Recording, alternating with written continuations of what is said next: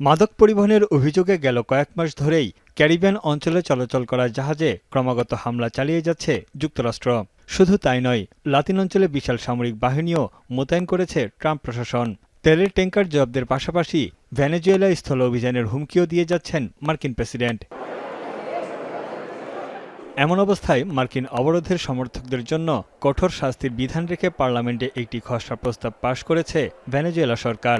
প্রস্তাবে বলা হয়েছে, তেলবাহী জাহাজ অবরোধ ও জলদস্যুতা সংক্রান্ত কার্যকলাপে সহায়তা বা অর্থায়নকারীদের সর্বোচ্চ ২০ বছর পর্যন্ত কারাদণ্ড হতে পারে। এটি ভেনেজুয়েলার সামুদ্রিক বাণিজ্যকে সুরক্ষা দেবে বলে মন্তব্য করেছেন দেশটির প্রেসিডেন্ট নিকোলাস মাদুরো।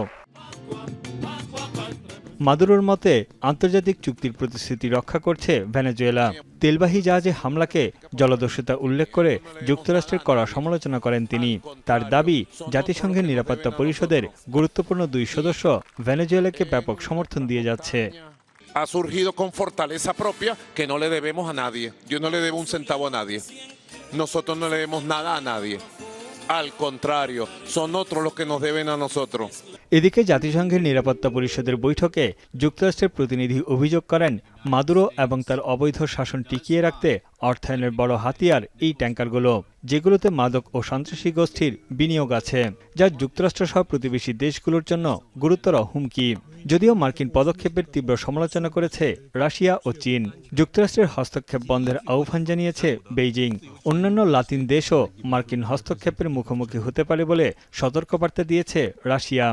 Нам всем пытаются навязать ущербную логику о том, что одного решения американских властей достаточно, чтобы превратить суверенное государство в криминальное предприятие, любые силовые действия, в отношении которого বিশ্লেষকদের মতে, ভেনেজুয়েলার তেলের ট্যাঙ্কার জব্দ, অবরোধ ও হামলার ঘটনায় উল্টো যুক্তরাষ্ট্রই বিপাকে পড়বে। ভেনেজুয়েলার ভারী অপরিশোধিত জ্বালানি তেলের উপর বহু মার্কিন শিল্প প্রতিষ্ঠান নির্ভরশীল। এদিকে জ্বালানি তেলের উপর যুক্তরাষ্ট্রের এমন পদক্ষেপের তীব্র নিন্দা জানিয়েছে ভেনেজুয়েলার সাধারণ মানুষ। Venezuela puede subsistir vendiendo el petróleo a otra gente. O sea, Venezuela puede venderle a otros mercados, pero Estados Unidos necesita necesariamente...